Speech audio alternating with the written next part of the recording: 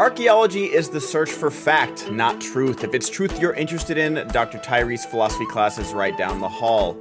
So forget any ideas you've got about lost cities, exotic travel, and digging up the world. We do not follow maps to buried treasure, and X never, ever marks the spot.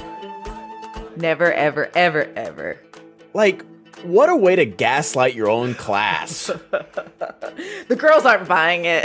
The girlies are not buying it. And He's got X marked on his pants spot. Well, I mean, have you seen the first one where she's got like "I love you" written on her her eyelashes? Like, It's crazy. Yes, that's right. I forgot about that. Welcome to Podcast of the Rings, where we're deep in the middle of our Beyond Middle Earth series, where we're watching the other works of the Fellowship. And today we are focusing on John Rhys-Davies, who of course plays a non-PC character. You have to say it at the top. You have to say it. You just got it. His name is Salah. Like, he's not Egyptian. He's very much an Englishman who's very much in brown face. It is not. Somehow it's not as bad as Kathy Bates, at least in my mind. For like, I don't know. I guess like just Kathy Bates because it was Rob Reiner in Friends. Like I said, Rob Reiner calls in every favor to be in this goofy little movie.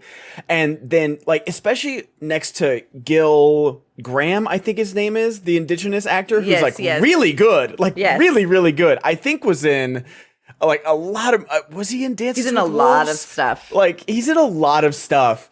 And then you just have Kathy Bates. I was like, oh.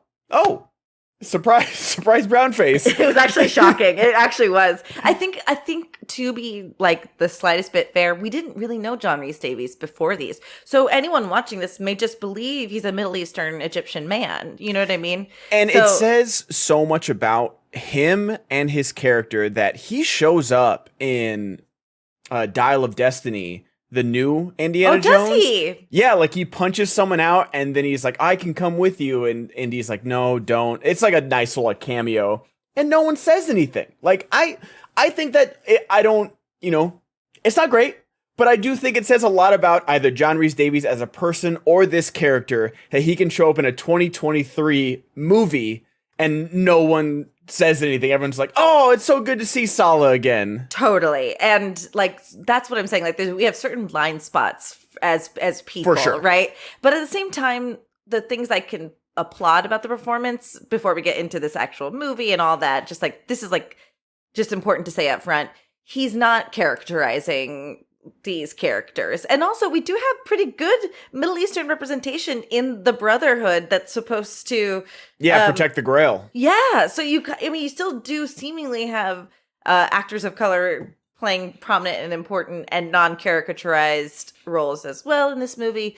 I want to ask you at the top, why The Last Crusade and not Ark of the Covenant, or the other one he's in, where it's his famous line, "The bad dates." I just like him in this one more. He's like more cheery. I feel like he gets more to do besides bad dates in this one. Sure, yes, that's fair. I feel like after Bad Dates and when Marion gets kidnapped, I feel like he kind of disappears. I haven't seen it in a minute, but I know he's not in the finale. With the Covenant. Right. I think it's like after they get thrown in the snake pit. I think he's gone. Like he kind of disappears from the movie. I think we could have done either of them. I think maybe that could have been our vote. I know we didn't really vote on this one. We probably should have voted like Raiders or Last Crusade, because that is honestly, that's the famous argument of like which is the best indie movie. I know there's a bunch of freaks out there that love Temple of Doom the best. Congrats, you're very different and unique. We all love you. But like, shame on them. No, shame. You should be embarrassed. They're just trying to be contrarian. Have you seen? Oh, go ahead. Go finish your thought. No, please. But like, I know you're not on the same side of Twitter I am, and I was at home dog sitting, so I had too much time on my hands to doom This scroll. is a long weekend for me though too. Yeah. So. But like, some guy tweeted, "Hey, I'm showing my girlfriend my favorite movie. This is a big step." And like, he was like half joking, as anyone with half a brain cell could read. Intimate. Yeah. Absolutely. And his favorite movie is Miami Vice, the Michael Mann movie. And anyone who's seen this movie, it's like the definition of pure vibes. Colin Farrell has himself, it's Colin Farrell and Jamie Foxx, you know, revitalizing the old 1980s show from Don Johnson. And it's like, anyone can tell that this movie is incoherent. It is purely vibes. And Colin Farrell has come out and said, like, I don't remember filming this movie because I was, like, so deep in my addiction. And he's cleaned himself up. Oh, my God. Like, there's so many great behind this. Like, Jamie Foxx refused to come out of his trailer. Because, like, they went to, I can't remember what country they go to, if it's Cuba or not. But, like, they had, like, real problems with the gangs there. And I think, like, someone got shot, like, 3 blocks away. And Jamie Foxx was like, I'm not going back. And no one can blame him for that. And Michael Mann was like, oh, like they had to film with like a body double and he almost dropped. Like there's so much behind the scenes. Listen to the Blank Check episode about Miami Vice. Fun. It's so good. And if you watch that movie, don't watch it for the plot. It's not going to be Heat Part 2. It's literally just like cool shots of speedboats. Colin Farrell looking so fucking sexy with his long slick back hair. And like he's double fisting mojitos. And it's just amazing. And like the reaction to it, there's this one person on Twitter that's just like, straight men, what's wrong with them? I'm gonna do like a research study. And it's just like, what? And it's somehow turned into a thing that this guy just showed his girlfriend his favorite movie and she liked it. And it's just like, come guys, that is just film Twitter in a nutshell right there. That you could be like, hey, I really like this movie, and everyone's gonna be like, what is wrong with people? Why aren't you watching The Godfather 24/7?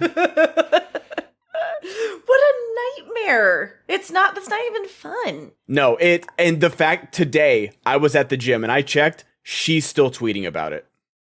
Who? The person that was like, what's wrong with straight, like the person that like started this whole thing. Oh, because they're using their opportunity to be in the sun. On my other show, not I'm cheating on you, but we were talking about Ted. We had Seth MacFarlane on, and the same day that I posted a reel from him being our guest, he shared in his stories an argument for why comments are actually comments being on posts make people feel the need to defend their point of view as opposed to being open-minded. And granted, the argument was for why news outlets shouldn't have comments on their articles.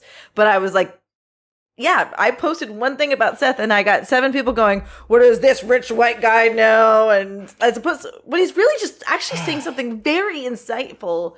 I guess like my point to your point is like, just take it in stride and like let that person be happy. I don't know. And that's so crazy. Like if this guy would have even said like, not it's his favorite movie. That is the most subjective thing ever. Like you can be like, okay, I mean there are better movies out there, sure, but if that's your favorite, who cares? He didn't say, oh my gosh, this movie is uncategorically better than Heat. It's better than Citizen Kane. It's better than like whatever, 10-star movie you have out there. Like he didn't, he's just like, I'm going to show my partner my favorite movie and I hope they enjoy it. And you know what? Who hasn't watched some shitty movie just in hopes of getting the DS? Because I watched MacGruber. Because that was that guy's MacGruber is great. That guy's favorite film. It was his favorite film. Okay, all right, we're doing a 3-hour podcast about MacGruber. I'm just saying, anyone from Middle Earth and MacGruber? Because we got to find somebody in there. I'm sure there's in the team he amasses in the first 5 minutes and dies. One of them's got to be an extra and another. I'm just saying, like, I put up with that movie, and I was a straight white dude. Like, am I contributing to the problem? Anyway. We love John Rhys-Davies. We got the part that you have to say that it's not the best that he's taking the role from a Middle Eastern actor, but he's absolutely gosh darn charming. I have never seen this movie in totality. I knew. Really? Okay. Yeah. One of those TNT movies you've seen in bits? 100 my dad watched, whatever. I also knew that Spielberg purposely did the Lucas nod when River Phoenix grabs the thing on the train and does a full loop. There's a couple specific Star Wars notes that Spielberg pays homage to, especially because it's like Lucasfilms at this point too. And so much so that Alex was in the other room and he's like, "Are you watching Star Wars?" Because it has like a Star Wars. No, trill. it's the boats. Like, because I noticed that it's the boats. Like when he's going through Venice, like there's like some Star Wars like TIE fighter sounds or something like that. Like the steel cables.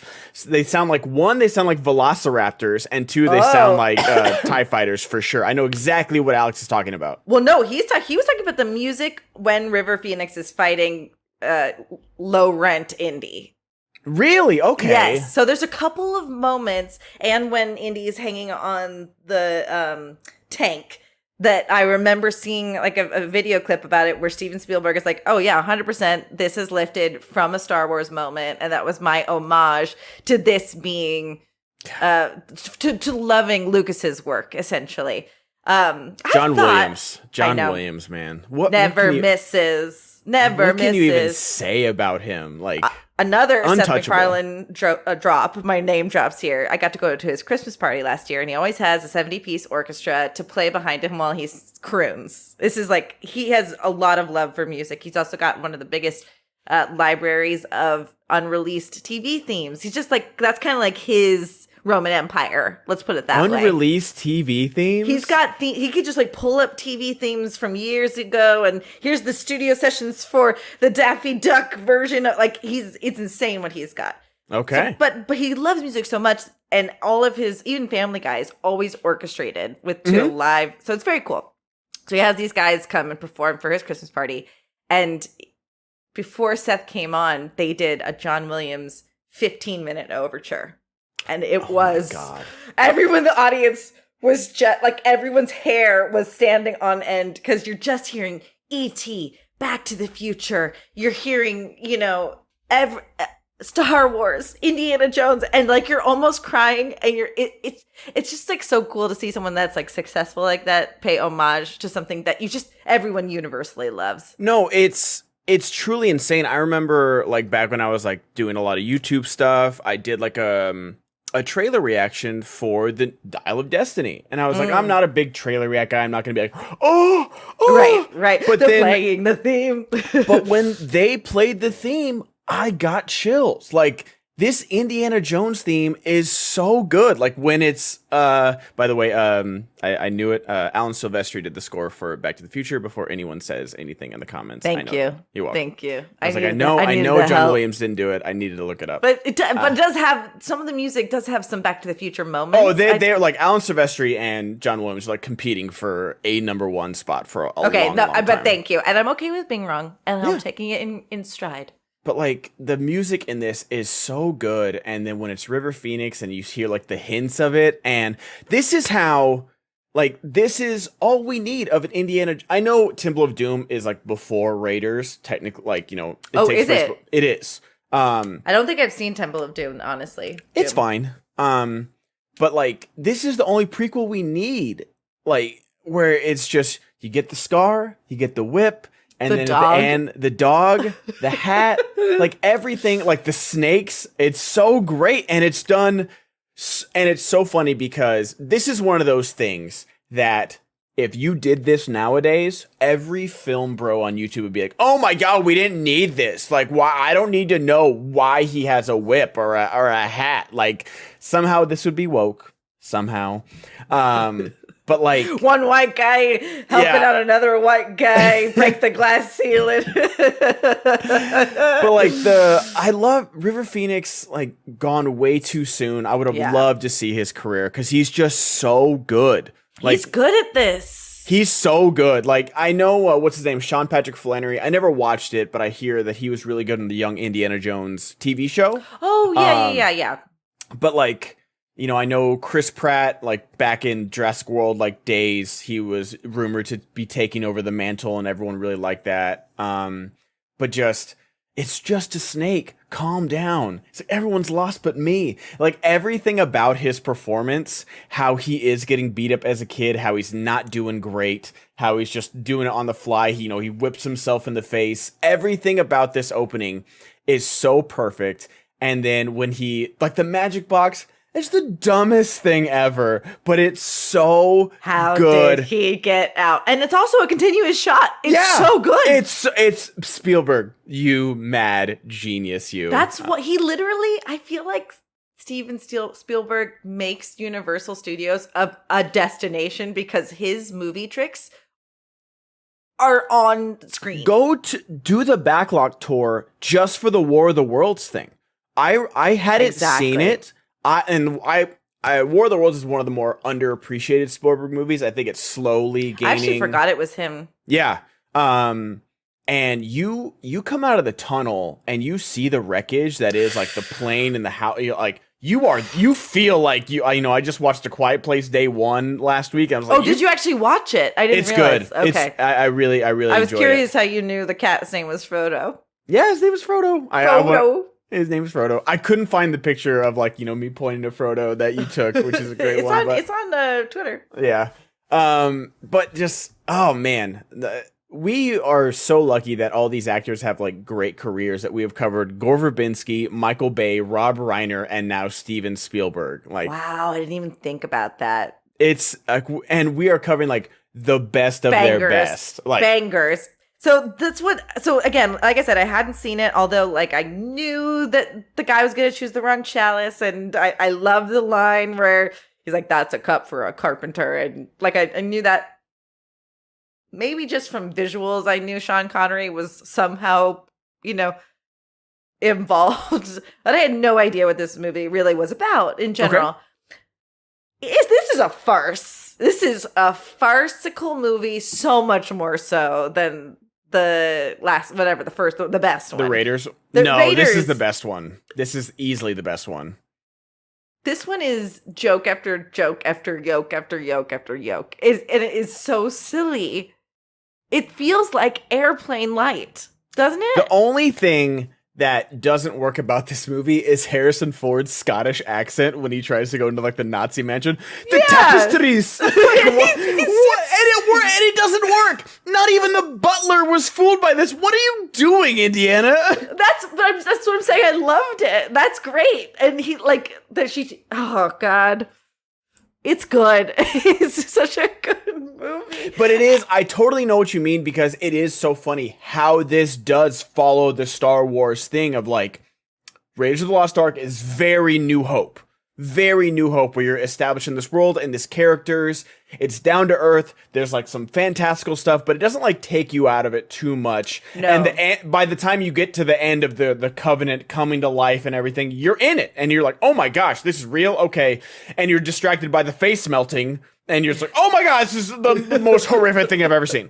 Totally. And then Temple of Doom is definitely Steven Spielberg being like, I need my Empire Strikes Back. I need this to be dark. I need this to be gritty. And I think it misses in a lot of parts, but I think it really hits in a lot of parts. It is not Empire Strikes Back. It's one of the best sequels. Which always hits, yeah. It's one of the best sequels of all time. And then this is, like you said, it is funnier.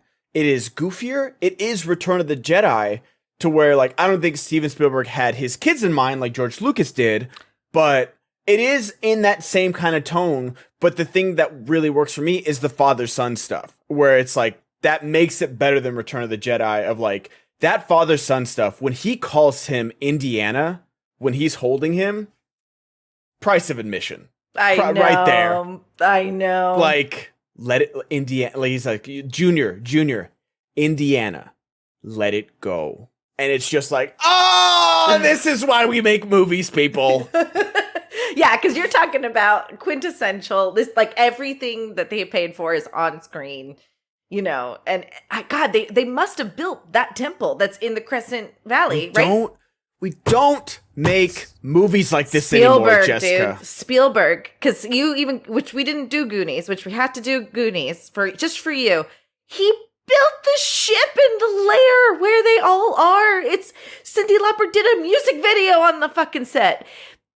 It changes how you experience a film when you see that this is built into the slot canyons. What the actual fuck? It's insane. It is crazy. It's next level. Like the locations we go to is just wild. Like I love James Mangold as a director, but I think Who's that? I don't know. he directed the newest Dial of Destiny. Got it. Okay. And he directed Walk the Line. He directed Logan, Ford v Ferrari. Like James Mangold is one of the best working directors out there right now. But just like, this stuff would be filmed on the volume, and maybe that's outside of his control. Maybe that'd be budget issues. But when your budget is $320 million for Dial of Destiny, you should make it look a little better. I think that's right. But again, we talked about that before. A lot of money was made to make him look young, I think. But even that scene where they're obviously trying, like this scene starts on a train, they're obviously trying to get that back in their own way. Like, everything is smoke.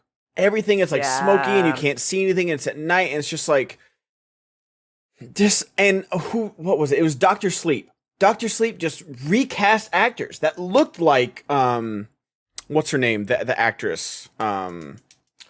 Shal. What's her name? I don't know what you're talking about. From The Shining. Shelley Duvall. Shelley Duvall. Like, cast a Shelley Duvall lookalike, and it worked great, and cast a Danny lookalike, and then even Got it.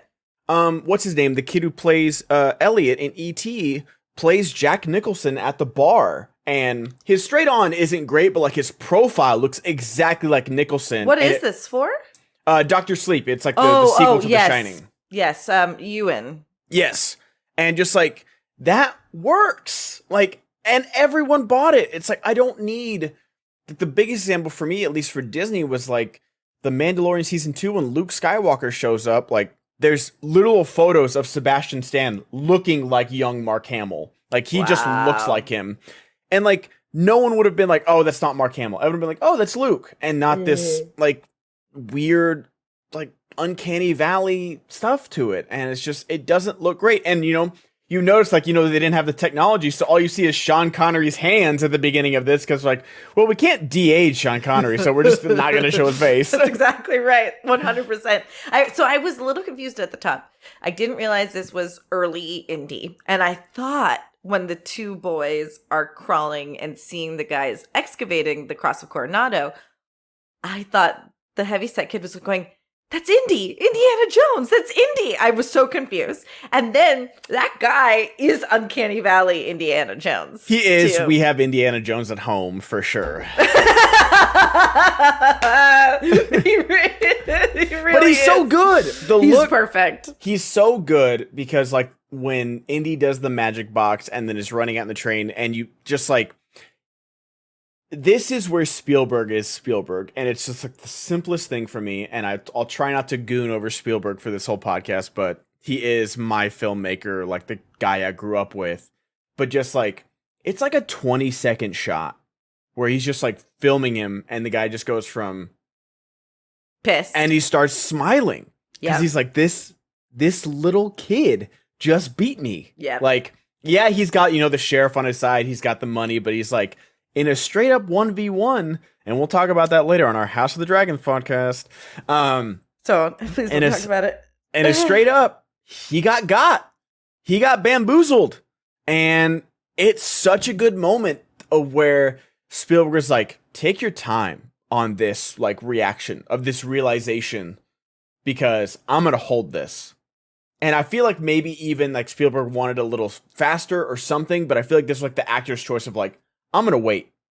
And he did it. And it's just like, I remember I was watching it and I was like, wow, they're holding on this. Because I know what's coming, but I was like, they took their time on that. And it's just such a stupid, like, nothing thing to be like, oh, that's Steven Spielberg. But I'm just like, we don't make movies like as the same way. I'm going to say this so many times with like all of our actors. God, okay, like, boomer. Jesus. I know, man. Like, I didn't think I was like this, but watching, this movie is just like, holy shit, dude, this is a movie. Like, this is a blockbuster, and it's just so great. I'm 3 years old when this movie comes out, by the way. I'm 2. Is this 89? Yeah. Yeah, crazy, so I'm 1.5, because town. it's probably like a summer blockbuster. Fair, totally fair. Yeah.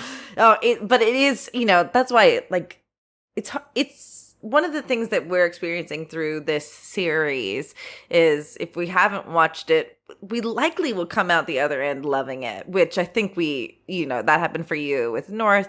And despite me already loving Harrison Ford, I really enjoyed this. I thought it was very fun. And the solid John Rhys-Davies stuff is fun too. And the Marcus Brody stuff.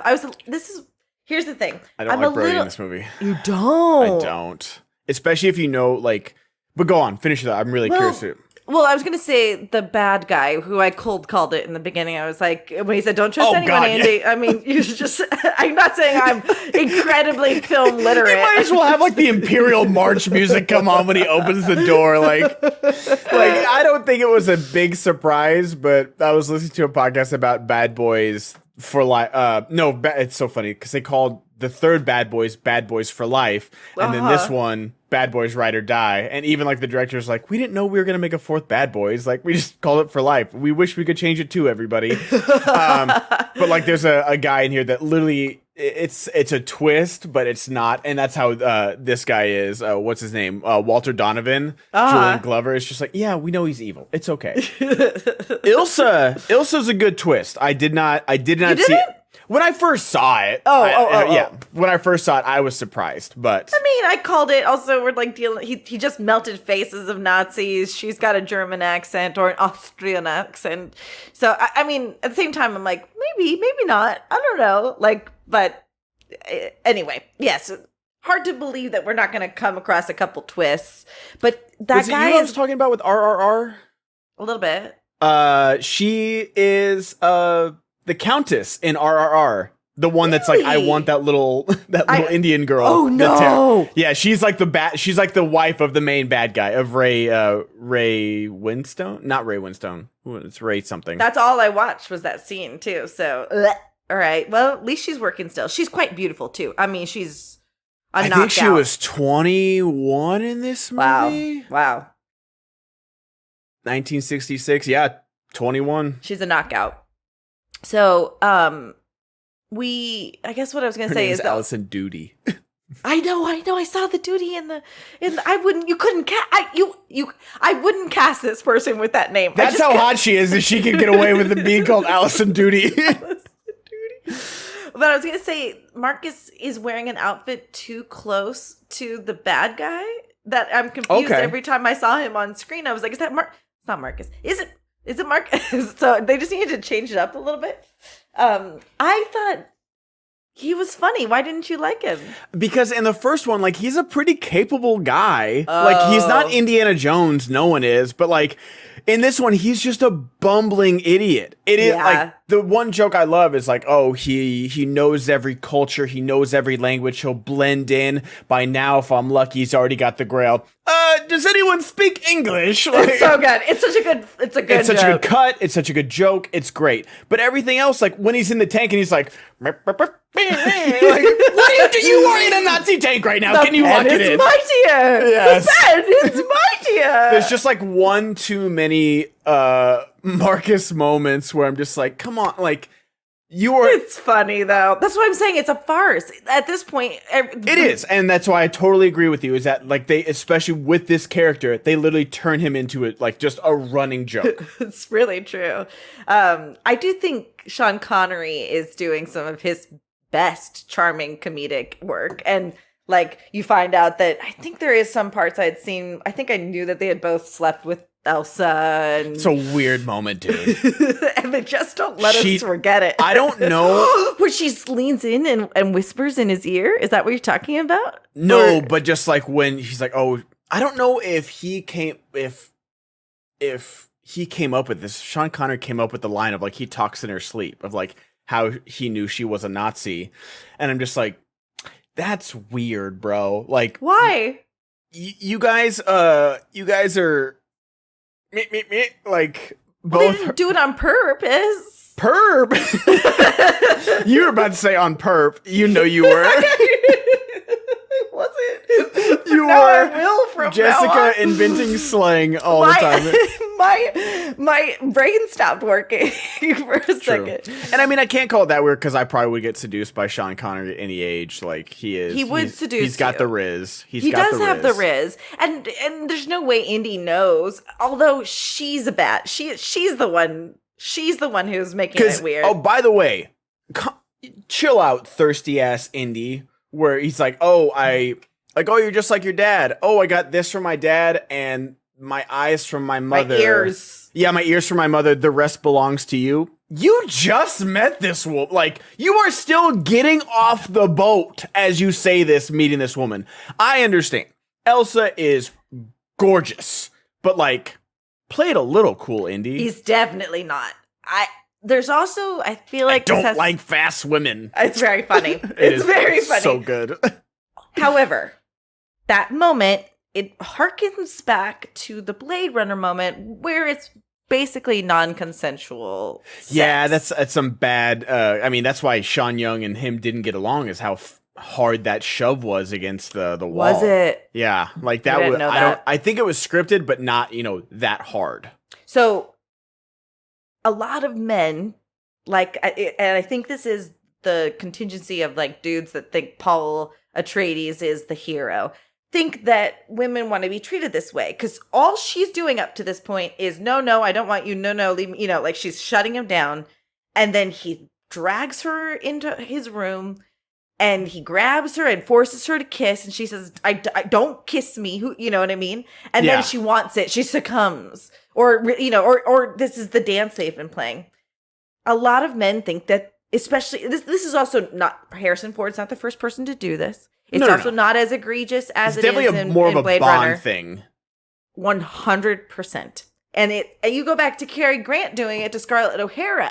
This is how men grabbed women and kissed them. And so we were bought and sold this idea of forceful romance because women couldn't look like they wanted it. So the man could force it's just bad is my point. You're absolutely right. I'm not excusing that. And there's plenty of other Bond moments, the Cary Grant moment. You're absolutely right. This movie does it the best only because of how fast she kisses him back. 1,000%. Like, I was watching that and I was like, she's kissing. Like, even before, like, I'd, like, formed my, this is not great, or this hasn't aged well thought, she had kissed him back because, like, he kisses her and she's like, don't do that, and kisses him back. And I'm just like, okay, this is how you do that. And then he's like, I don't like fast women. Like, he gets one more quip in before, they hook up. And I was like, okay, that worked. I understand, because there are a lot of other moments in movies that I'm just like, no, this isn't great. Like, no. I think it's Goldfinger, where he, like, Sean Connery himself, like, pins her down on the hay. And I was like, this isn't, like, she does not...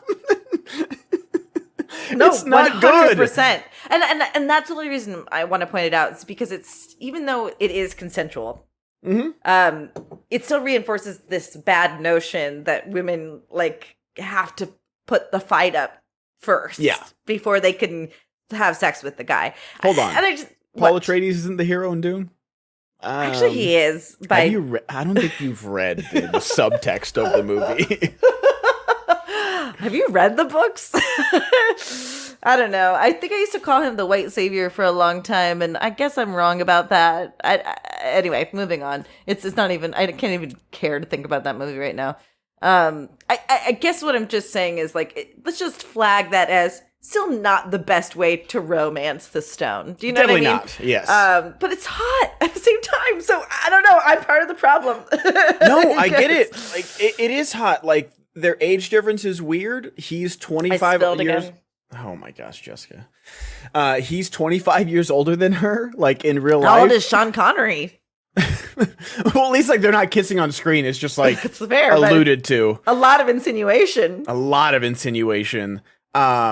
But yeah, I will say it's not as bad as the first one with Marion when she's like, they meet at her bar and he's like, you knew what you were doing. He's like, you were 15. You knew what you were doing. Like, there's a line in that movie that a lot of people want to ignore. And I'm just like, why did you put this in the script? Okay, Michael Bay. Yeah, that's going to be my phrase. It's really, like, that's probably the thing that's aged worst about Indiana Jones, or like that line. But it's not as bad as that, but it's still not great. It's just, that's all. I just wanted to put it out there. No, that's how I feel totally about that. Fine to put it out there. There's nothing wrong with putting it out there. But that being said, Elsa's fire. She's got a badunkadunk. She can get it. I'm into it. I honestly think, and I rewatched Temple of Doom within the last few years, and the big complaint is Willie in that movie that was I think dating Who's Willie? The female lead in Temple of Doom. Oh. I can't think of the actress name, but I think she was the first love interest is the best one. Marion's the best. It's the biggest mistake of the movie to just not have Marion in the entire time. I've got it right here. It's Kate Capshaw. I want to look at her. And like, I think every single like female lead keeps up with Harrison Ford in every movie. Sure. I know like the big complaint is Willie, but you know what? Willie is a debutante. She's a first-class woman. She didn't ask to get put on a plane into this adventure and parachute out on a fucking raft onto the mountains and like, no, stop it. Like, you would also be screaming your head off too. Like, sure. So I think Elsa's great in this movie. I think Willie is good, but drops Marion's the best. Elsa drops it. She's in petroleum sewer water with no questions asked. With them, like, those are real rats. Those are real rats. I do need to talk about it because I'm really upset about a couple things that happened. I'm really sad about Indy like roping the guy off the horse and then that horse falling. It's very upsetting to me. And then they're literally stepping on rats. Yep. You can't tell me rats didn't die or drown in that experience. You can't tell me that didn't happen. And it for sure happened. I don't know how to feel about that. And it's so strange. Like, maybe it didn't, because I remember I was listening to a podcast about Shawshank Redemption, and Shawshank Redemption is like 3 or 4 years after this movie. So it's not that long. And there's a scene where the first day Andy Dufresne walks in and there's a worm in his food. And he's like, oh, this is not great. And one guy is like, oh, can I have that? And he's got a little baby bird in his pocket, and he gives the worm to the baby bird. And like, animal control would not let that happen. They had to build like a fake baby bird head to put the worm in because they would not let a bird eat a worm on screen. So like, really? I don't know if any animals were hurt in this scene, because maybe a big thing happened in those few years in between this movie and Shawshank. Because Shawshank is what, 93, 94? But animal control is out there. Like, I know they're not called animal control. There's like a name for them, but they're just but there's at one point, it looks like Indiana's literally stepping on a rat. Like he's about to squish one, like in one of the scenes. So maybe there's a different valuation of rats' lives? You know what I mean? I have to like, just in the pecking order, rats are above, because rats have been proven to be pretty smart, pretty resourceful animals. Hello, I really I understand them from the pest element and this like sickness element if they're out in the street. I get that, but like, they're just little guys. I know, and they're sweeties, and they have daddies and mommies. Have you seen like a rat drag a pigeon into the sewer though? It's pretty metal, dude. I have not, and I don't want to see it. I will send you that video. Please don't. And I remember talking to Alex because I was in the show Rat Queens, and then I was like, God, how cool would the name Rat King be? And then you learn what a Rat King is, and you never want to go back from that. Have you ever heard what a Rat King is? No, I just know it from the Nutcracker. When they're in broods like that, as they are in this movie, like just on top of each other, they happen in packs, their tails get tied together. And so they can't move in one direction. So they are pulled, like they pull each other apart. Basically, they become one homogeneous rat king. Oh my God, that sounds amazing. You gotta play, what's it called? It's that medieval game I was playing. Hold on. Oh, Plague Tale. A Plague Tale. No. It's like in the Renaissance era. Are you the rat? No, you're like a girl who's like protecting her brother who has like rat powers, and it's just like hordes of like these like black rats that like will devour anybody that's not, but like they can't go in the light. And it's such a great game, Jessica. Is it grotesque? There's some pretty gnarly deaths in there, but to be fair, this scene was made even worse because I had just gotten to the Harrenhal scene in Game of Thrones where they light the bucket on fire so that the rat chews into the stomach. And I don't know if this is the first time I've seen this, but I knew what was happening, and that's just So, this is a lot. By the time the rats were burning and then they were trying to get into the tomb, I wanted to die. This was awful. It's somehow worse than like the spider scene in Raiders, because like those are real tarantulas like that are draped all over Indy and Alfred Molina at the beginning of that movie. Like I know Alfred Molina was coming up, so like I'm sure he agreed to a lot, but like I don't know. I mean, there's even like a clip recently of Sydney Sweeney with like a huntsman spider biting her for that rom-com she was in. And I'm like, I don't know if I could do it, man. Why would she let it bite her? I think it's like there's like a scene in the movie where she has to like hold it. And so like it like bit her and she was like, get it off, get it. And like 1,000 self-control points for not just boom. Cause that's what I would have done. I'm sorry. Have you seen a huntsman spider? Everyone that's listening or watching, Google huntsman spider. And I know they're not venomous. I don't care. They're large Australian spiders that are terrifying to look at. And I know if we have any Australian listeners, they're like, house flies to them. Congrats. I don't live in, Mesopotamia, like olden dinosaur times. We just don't have these kind of things. No. So I don't know if I could do that. Like that would be my limit. Is like the creature stuff. Like I just saw a thing of Tony Todd for Candyman. Those bees in his mouth are real, and he was like, "I will do this if every time a bee stings me, right? $1,000 per bee sting." And he got 22 bee stings. And you know what happens when you get a bee sting too? You become less resistant to the You could actually die the more bee stings you get, by the way. Early on in the Fear Factor world. I forgot about Fear Factor. When they would get to the bug eating element or the bile drinking, I realized that that's where I would call it. I don't need $1 million that bad. Take Joe Rogan's podcast away and just put him back on Fear Factor. That's where he shines. That's where he belongs, man. Ugh. Anyway, there's a couple of questionable animal situations, although I do love thinking about all the animal stuff in this film, that all of Indy's abilities came from a circus. Basically, it's kind of great. The scene where he's finally walking through, he has to do the three, his dad's dying and he has to walk the precipice or, leap of faith or whatever. Those are really good moments. And those are so good. And like the way the gunshot is filmed where he's like, "You're not going to kill me," is like, "No, you're right." And he shoots Sean Connery and you're just like, "Oh my God." The way the camera moves behind him to where it's like, it's just focusing on Indy, like trying to cradle his dad. And it's so good. Like, I love this movie. It is like the penitent man kneeling. By the way, I always thought that was a bullshit trap because he kneels and then he has to roll. Like it's a bullshit trap. That's totally a bullshit trap that if you kneel, you dodge the decapitating one, but there's a one that comes out at your feet. Like, what?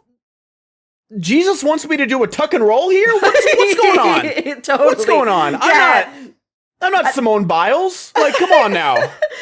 That he knew that he had to do it. Like, I definitely called that in that, or I clocked that in that moment. I'm like, kneel, sure, but push forward to like cartwheel before God. Yeah, right? No. Double back hamstring before God. No, it was fucked up. I'm with you. And then, where he's like, but could you do the leap of faith? I don't think I could. You know what, Ben? I don't know. I think if someone's dying, you have to, but it's just like, that's such to this day, I still I'm like, would the light and, refraction and like, however they do that, would that really make that bridge blend in like that? And I'm going with the movie, but like, I don't know if I could just step out into nothingness. And I don't know if your body would let you do that, honestly. Listen, I've been on the top of not El Capitan, but El Capitan. Okay. El Capitan's on the other side of Half Dome. Half Dome, you have to like buy tickets to go now, and no thanks. you're right, and you actually are literally walking on. You're holding onto a rope while walking a railing, and it's too much. El Capitan is actually is still an amazing cliff face, but it at least has flat plateau, right? Yeah. So you can just get to that. I have never been more sick to my stomach, and also had those intrusive thoughts of like, I'm going to fall off now. This is what happens. You die now. Did you ever watch Free Solo? I have accidentally claimed that I had. I have not. No. I remember that's El Capitan, or is it Half Dome? Which one? That's is Half it? Dome. Yeah, it's Half Dome. And like after it won its Oscar for like I think best documentary or something like that, it won an Oscar. It went back into theaters and I watched it, and I'm so sad I missed it in IMAX because oh my god, you can watch clips of it on YouTube, I'm sure, but like this man is, if you guys don't know, free soloing is climbing without gear. You just have your chalk and your little fingies. That's it. And this guy's name is Alex Honnold, and he free solos Half Dome. And it's just like flat face. Yep. And it is the most insane thing. And I think in the movie, 2 of his climbing friends die. Yep. Why? Oh, we did. You and I talked about this before. Yeah. You were said that other dudes doing similar things at other rock cliffs. Yeah, they're all free solo climbers. And correct. If you fall, that's just it. Like, there's nothing. And so, like, it's just honestly the craziest thing to do that.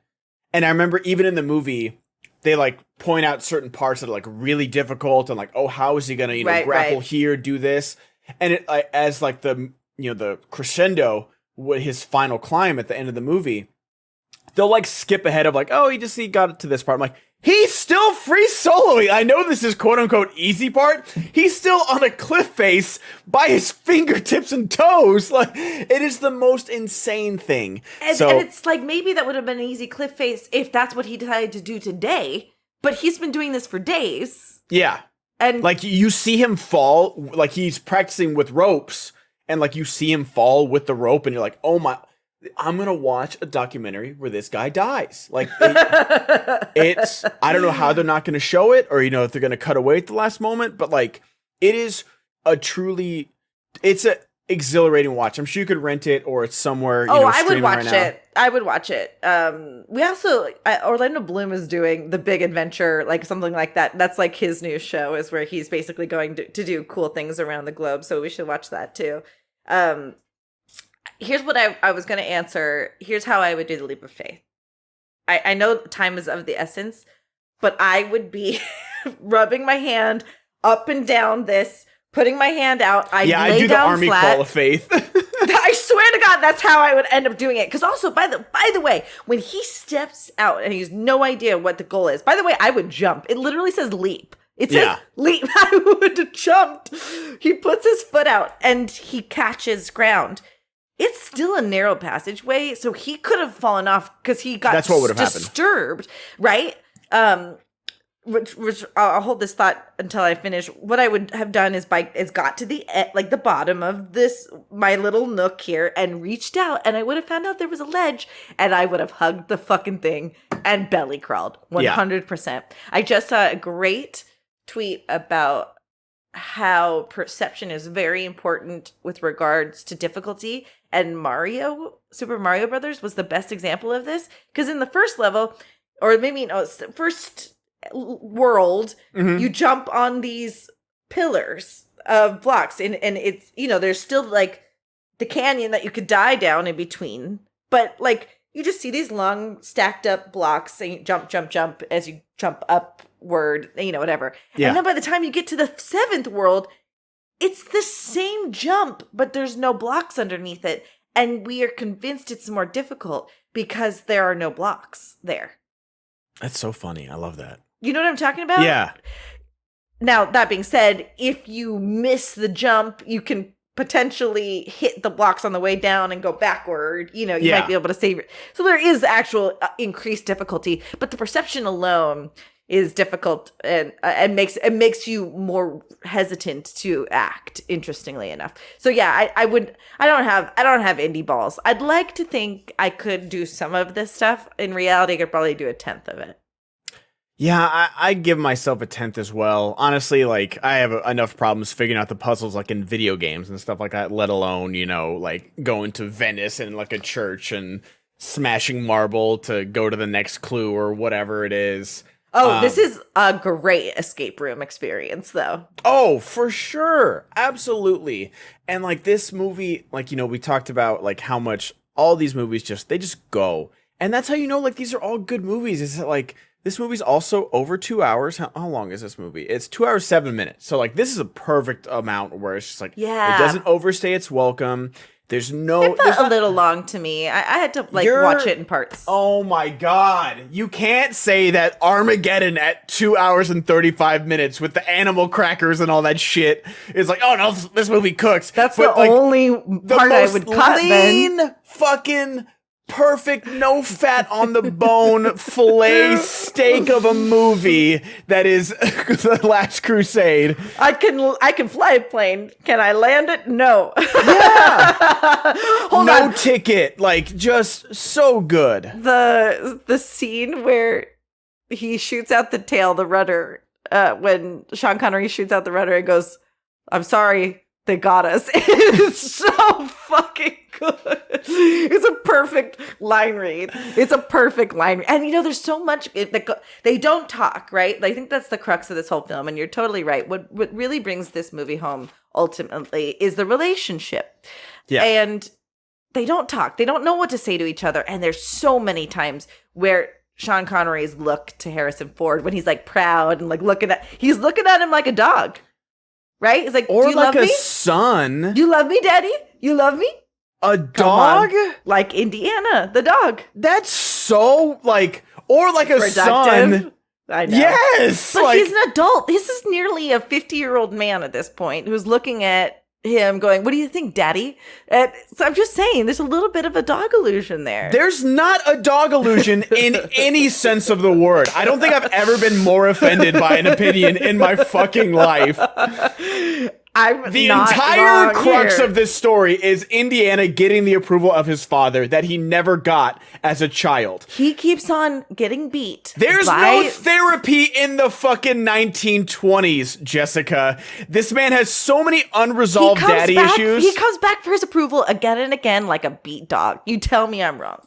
You're wrong! You can't say, tell me I'm wrong. You are categorically, objectively wrong in this. Fine. Okay. I'm just saying, there's the way he looks at him, it's kind of like a dog going, "What do you think?" And Sean Connery beats him It's okay, down. you don't get it. I'm not saying you should get it, because like... Yeah, I was loved by my father, okay? And yeah, so was I, but I understand getting a father's approval. Like, I'm 36. If I got a well-paying job, the first thing I would do is call my dad for his approval and be like, "Look at what I did." That's what men do. Are you okay? Are you okay?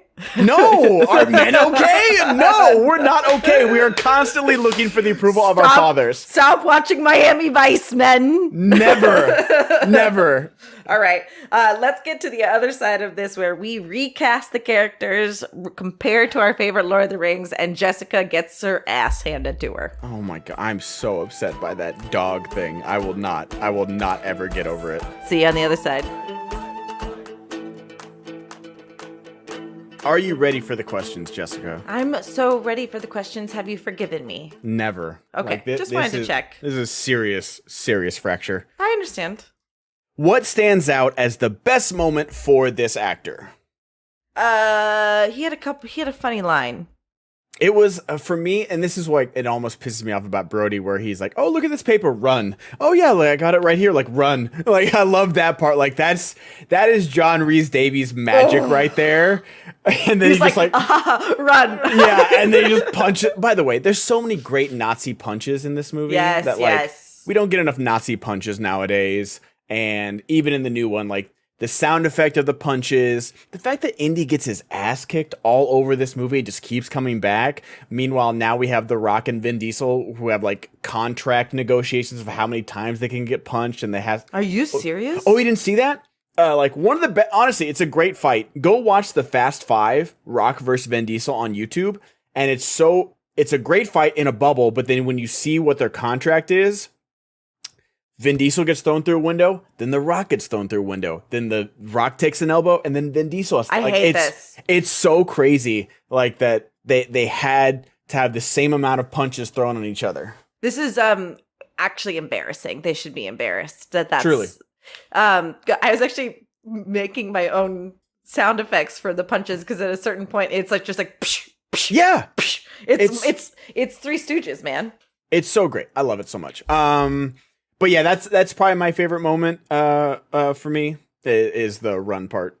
Yeah, I would agree that like that's just where he gets to shine, and then he accidentally puts him on the fucking truck with the hidden Nazi symbol on there. I feel like he did something really, really funny when they were in the cave, and I don't remember what it was, but just he's delightful in this, and he gets good lines. And again, so whenever he's on screen, he's doing his job and he's killing it. Yes, he's so good. Yeah. Who in The Fellowship would you recast for this actor? I mean, is there an actual actor of color that we could put in this role? Not in Lord of the Rings. No. Jesus Christ. So if we had to do brown face again, who could play Sala? I don't know. That's a tough one. This is actually really tough, genuinely. Dominic Moynihan could probably. I was thinking one of those two, either Billy or Dom. Well, I think Dom has the better. Like, I can see him fight and do this, and Billy Boyd's a little more like, I don't know, kind of gonna screw things up. Billy, yeah, we're gonna get to the recasting, and I've definitely got ideas. Okay, great. I think I'm gonna rely on you heavily for this part of the podcast, but. Yeah, this is really hard to recast. It is. It's going to be a tough recast for sure. Yeah, okay. Does Peter Jackson directing make this movie better? No, but... It's so unfair. I think we'll get a... I don't think we've gotten a yes yet. Yes, we did. For North or for Pirates? For Encino Man. Or no, That's right, Encino. We got something. It was a hard yes. Easy yes. I think for Encino Man, he would make it better. Okay, I forgot about Encino Man. No, it's a good question because there's a lot like it's just tough. Like Michael Bay in his prime, Steven Spielberg in his prime, Gore Verbinski in his prime, Rod Reiner in his prime. It's just like there's like a murderous row of directors right now. Fair, but I think I could see him like slaying Encino Man, making it a little dark, you know. Oh, he would have cried. I just forgot about Encino Man because like I'm still upset about Rudy. But. That's definitely the right answer. He but doesn't no, make this better. Although, he still makes it good. I don't think any of the movies that we said that it's better. These are all really, really good movies where I think Peter Jackson would also have directed really, really good movies, but like he doesn't make it better. I don't think he does Armageddon better or as good. I just don't. But I do think it's a totally different movie. It is. I will say though, if Peter Jackson was told you're going to do 3 Indiana Jones films, though, he'd make a really rich world. He would. Absolutely. He would make really good Indiana Jones films. I think so. Unfortunately, we'd get a lot of CGI. I think that's why it wouldn't be as good. Because you're like, you know what I mean? Like, he really does smartly rely on the tools that his digital age offers him. But I think you would see him make this real fun. I think so, too. I think so, too. All right, next question. Could the main characters of this movie deliver the ring to Mount Doom? Yes. Yes, I think Indy would. I think Indy would probably put it in a museum because he's a colonizer, but it belongs in a museum. No, it doesn't, Indy. It belongs in its home country. Shouldn't even think about that. Yeah, and somehow Elsa's the bad guy, right? Yeah, right. I love the, like, you know, at the beginning where he's like stealing the idol from, you know, with the like the rock and everything. It's like, this should tell you this probably shouldn't go anywhere, Indiana Jones. I don't know, just saying. Jeez, I fucking love that. Yeah, like it should be there. That's where it's supposed to be. But I also love that in 1989 we were getting Indiana Jones's old jokes, and then, you know, 40 years later we're still making Indiana Jones movies. It's like, this belongs in a museum. So do you. And it's like okay, like from then on we're still doing it. I love it. Roasted. Well, so I think you do need Sean Connery though in this film to be the Sam, because he was tempted He was very Frodo. He went for the chalice. And that's the thing is that like you need a Sam. Like we're gonna recast it, but like I think it'd be more difficult. I think he'd easily get the ring. I think he'd easily get to Mount Doom. I think they'd easily get to Mount Doom. I don't know if he'd throw it in the fire without his father's influence. And that's what's fascinating. That's what's really lovely about this movie too. Is like who lived for the chalice more than Sean Connery's character, and was more and cared more about his son at the end. And so it's a beautiful thing. It is a beautiful thing. You're really right. It's not a dog relationship. I'm just saying he looked up at his dad like a dog. He looked at him with puppy eyes. Let me rephrase it completely. He did. He's like, yeah, Dad? He had puppy eyes looking at his fucking father. Tell me I'm wrong. You're did it. Wrong. Okay, next question. These are great questions, Ben. Thank you for putting this effort in. What are some other honorable mentions for this actor? And this one was tough because like John Rhys-Davies has like 300 credits, but I don't know how many of them are like there's a Bond movie. I think it's The Living Daylights is out there. That was going to be like one of our voting options. Obviously, you know, Raiders of the Lost Ark. But like he's got a lot of them are like TV movies, TV series and stuff like that. But he's a worker. Like, it's almost like Samuel L. Jackson, where I think Samuel L. Jackson has, like, more starring stuff, but just, like, I think it's, like, Samuel L. Jackson is coming, like, if you give me $1 million, I'll be in your Redbox movie. Like, I didn't get famous till I was 50, so I'm going to use the next 50 years of my life to make everything. Why wouldn't you? I mean, right? God, if I get to be on stage and on set, and the script isn't that bad, I mean, depends, I'll go on stage, and I'll go on set. We did get advised by Arsenal Roy 2K, aka Jetsy, who is at our 3 Rings for Elves tier. So he also gets a shout out just because he's that wonderful of a Patreon contributor, to check out some specific episodes of Sleeper. And so we may do that as its own series in the future because apparently John Rhys-Davies is wonderful in that. And okay, we missed one because I was looking at his IMDb. And the same year, 2001, that A Fellowship of the Ring came out, John Rhys-Davies was in Never Say Never Mind, the Swedish Bikini Team. How could you make such a rash decision, Ben? Like, hold on. Should we go backward and remind people that once we get to 15 paid Patreon subscribers, we're going to watch the Lord of the G-Strings. We might have to add this in there. We might have to find this movie. That's what I'm saying. So we're you can. There's. Oh, okay. I was gonna say there's 4 of them. Never Say Never Mind. What is he doing in these? I don't know. His name is Hakeem. Oh no. Why is he playing all these Middle Eastern characters? I don't know.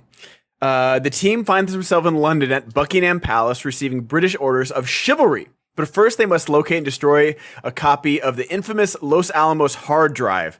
Oh, it's 2001. Everything was a hard drive. It's in the computer. It's in the computer. The other team members think that their next stop will be a leisurely yacht cruise and an appearance of the International Bikini Team Federation open where they will be judging the contest. Little do they know that intrigue, adventure, portable nuclear devices, a mutant yeast strain, and danger in high places awaits. I've never needed to see a movie more. A mutant yeast strain? I don't know. I'm just reading the synopsis. Yeast. I know. Infection. Yikes on bikes. This is upsetting, but we'll have to watch it if we get. So we'll have to watch it. I think at 10 we were going to do 10 paid Patreon subscribers, which we're getting closer. We're going to do the Lord of the G-Strings rewatch exclusively for Patreon. At $15, we were going to read the crazy script of The Hobbit. Lord of the Rings that was never made. Oh, yeah. Where they like make out in blood and stuff. Yes. And yeah, Boromir and Aragorn kiss in Arwen's blood. It's crazy shit. And then at 20, we'll watch this and review it. And then at 30, we'll do cocaine and then reread the script and see how good it is. Hey, cannot comment. So what's the next question, bro? All right, next question is recasting. So let's recast. Okay, tough. Who is Indiana Jones? No, Indy stays. Oh, no, God. Oh God, we haven't done one where he's not the lead. It has to be Frodo. No, it's Aragorn. I'm sorry, Aragorn. I don't know what I was thinking. Good night. I was thinking Aragorn doesn't take the ring. Good night.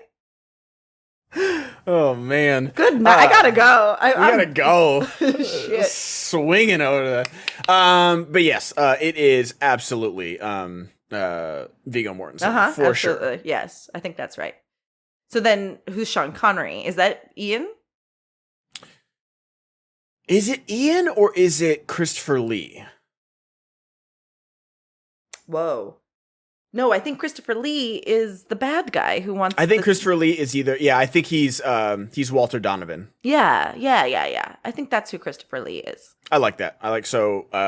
Ian McKellen. Let's tentatively put him as Sean Connery. I like it. You know, obsessed, but can be giddy, but kind of funny and kind of salty. You know, I can see that.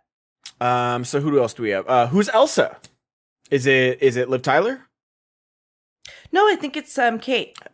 Well, it's so funny because Cate Blanchett is in Crystal Skull as like a Russian agent. So I like that though. Oh, that's even better. She's got that 1940s look to her too. Like totally. And I could see her play this role, and yes, 100. So it is Cate Blanchett, I think, for sure. Because like Cate Blanchett stepping off a boat, blonde-haired and blue-eyed, would also have that same effect on Indiana Jones of like, my eyes are my father's, my ears I got from my mother, the rest is yours. I'm gonna take my ding dong. Yeah, I don't like fast women. Marcus Brody. Marcus Brody is. This is tough. See, that's the thing is Walter Donovan Sean Bean, and then Brody, like, is Walter Donovan Sean Bean, and then Ian McKellen is Brody, and Christopher Lee is Sean Connery. Okay, hold on. Let me do something, because I was thinking. Wait, who did you say is Sean Bean? Walter Donovan, the bad guy. I don't think so. I think he is. We have Harrison Ford at home. Oh, okay, that's good. I like that. You know what I mean? Very, very good. Great call, Jessica. You're back. Fuck. I earned my paycheck one way or another. Earn that Patreon money right there. Jesus Christ. Elijah then is River Phoenix. I was gonna put Orlando Bloom as as River Phoenix. He's just a little too old, don't you think? Think so? I mean, aren't Elijah and Orlando kind of the same age? Maybe like three. Maybe. I think he's like 21 and Elijah's 18. Maybe. I guess I just buy Frodo as a younger Viggo more. But that's fair. Honestly, that's fair. But we can hold off on that too. Yeah. Although you definitely do cast Sean Astin as his buddy. Indy. Yeah, that guy. Like, we get it. He's Indiana Jones movie. Okay. I was so confused. I really was, but I think that's Sean Astin for sure. Christopher Lee, I think, is either the German guy or is Walter Donovan. But I'm trying to think. Oh no, Hugo Weaving is Walter Donovan. Oh, I like that. Hugo Weaving is Walter Donovan. And Christopher Lee is the tank Nazi. Nazi. We didn't talk about that. When they throw him off the cliff and they have the little dummy of him, it's so good. It's so, like, that's how you introduce, like, just like a intermediate bad guy. You know, like when Sean Connery comes on the tank and he just starts slapping him with his glove. And he's like, "Where is he? Where is he? Slap. Where is he? Slap." And then he grabs it. He's like, "I know goose stepping fools like you." Like, it's and he's been the bad guy. He's been the middling bad guy. But like, he's just he's just written that way. Christopher Lee would bring a lot more depth to that role. I couldn't help truly terrifying. I couldn't help but superimposing Inglourious Bastards. What's his name? That guy? Oh, I don't know. Yeah. Christoph Waltz. Christoph Waltz. I couldn't help but superimpose Christoph Waltz into that role. But you know, Christoph Waltz is probably like the nicest guy in Hollywood because he got famous by playing the most evil Nazi in the history of film. he has to be. I keep on getting so whoever I know, a couple people know him, so I keep on getting suggested to add him on Facebook. And he seems like a nice guy. I'm sure he is. Yeah, I'm sure he is. Like really that does. character is so terrifying. No, though. he plays bad guys really well. But I think Christopher Lee as the middling Nazi it works for me there. I like that. I like that. But do we have a Marcus Brody? Um, Did we? is that so? Ian McKellen's the dad. Right. Christopher Lee's the Nazi bad guy. Is Bernard Hill freaking King Theoden? Is that Marcus Brody? Ooh. I was thinking, I think Carl Urban is the Grail Knight. Whoa. No, you don't think Do you think Theoden is the Grail Knight? Yeah. Okay, I like There's Theoden as the Grail Knight. There's a lot of honor in that guy. You know what I mean? Like, oh, that poor guy. I felt so sad for him. He just like, I know. Please take it over for me. And now he's locked in there forever. Also, so wait, so just to be clear, are they still immortal? Is Indy and Sean immortal? You only are immortal if you are constantly drinking the water behind the seal. So like it. I didn't understand. Okay. Yeah. But there is long life though now, right? I think it can heal stuff. So maybe like they got extended a few years. Got it. But I don't think, Indy's not immortal or anything like that unless he takes the place of the night. It's like it reminds me of like Harry Potter. I feel like that's probably where J.K. Rowling stole it from. Is the Sorcerer's Stone, where like it gives you immortality. It doesn't give you eternal youth. It gives you immortality, and you have to constantly be drinking the elixir. Got it. Okay, understood. That makes sense.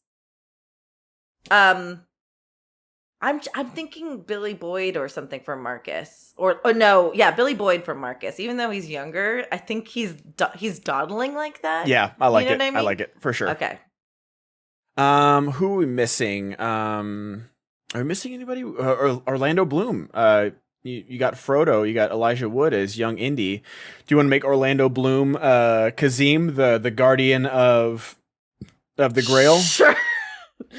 Yeah, he would act the heck out of that, right? That's so good. Like it's such a talk about an actor using a small part of like I'm ready to die. Are you? Like, oh, it takes a lot to show down make Indiana Jones blink like that, and he did it. It's a great moment for him to shine, and I'm glad that the director and the writer let that character do that because he's like fighting for a purpose. Because like this is again, I'm not trying. I love Indiana Jones. I'm not trying to look at it with 2024 eyes. But in this moment, Indiana Jones is a big colonizer where he's just like, we're trying to get the Grail. He's like, stop. You are doing something outside of your purview that you do not understand. Stop looking for this thing. You don't get what you're doing. That's so true. And it's a great moment. It's a great moment of like, my soul is at ease, is yours. He gets multiple good moments too when they let him off at the jetty. I mean, he's in the one of the scarier tense moments where that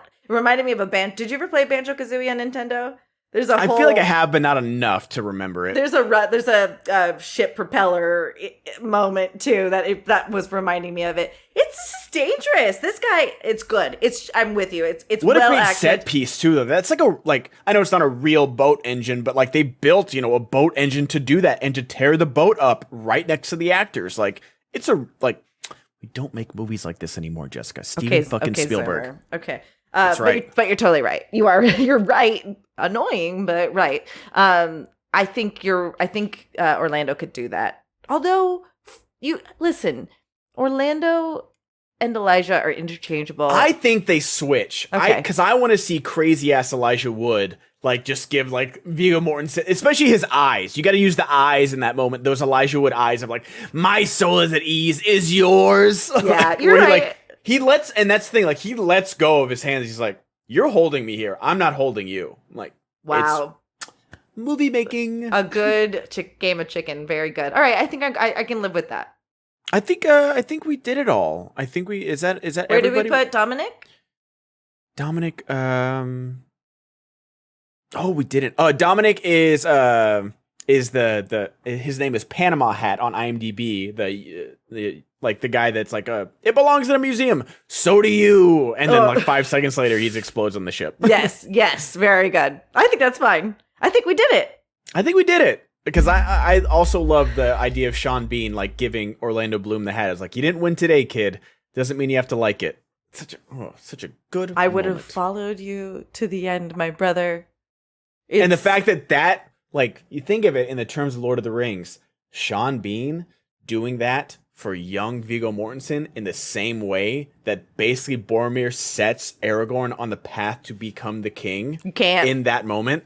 You can't script these things, guys. This is why we're the pros here. Because we're the pros, give us your money. Give us your money. Show us your appreciation, much like Jesse Glaspie, who I can never say his last name correctly, at the $10 tier or Forgive at the $5 Jessica tier. for that literal dog take that she had. Listen, no, you guys stop it. You guys are trapped in here with me. I'm not trapped in here with you. No, it's just me. It's just me. They choose to listen. I'm the only one that can't push pause on this. You can always leave. But you know what? I'm not too proud that I can't admit that sometimes I have some biffs. We are on Patreon. Go to patreon.com/podcast of the rings. Choose how you want to support us, whether it's getting this podcast a little early or getting exclusive access to our House of the Dragons podcast, which is just...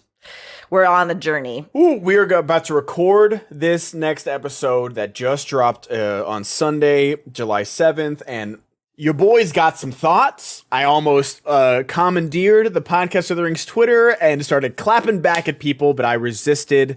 Because I don't want to be part of the spoiler world too. I didn't want to. I know. You know what I mean? I went to Twitter immediately though too, and then I had to be careful that I didn't get got. You know, you gotta. It's so tough because even like I watched the heavy spoilers video, and like luckily he's a very good YouTuber, and he's like, okay, book spoilers time of like the differences and what's to come, and I'm like, okay, I'm done with this video. Right. There's your thumbs up. Right. But a lot of people don't do that, and they're very, very rude. So as my friend's podcast says, like, the night is dark and full of spoilers. Oh, very good. I love that. And if our friends are just listening to us or they're watching us on YouTube, what should they be doing, Ben? They should be giving us a thumbs up on YouTube. Maybe leave a comment, do your own casting for Indiana Jones. Cause like this was a controversial casting. Tell me I'm dog water. If you have seen, Never Say Never Again with the Swedish Bikini Team, let us know how wrong we were that this is not John Rhys-Davies' best movie.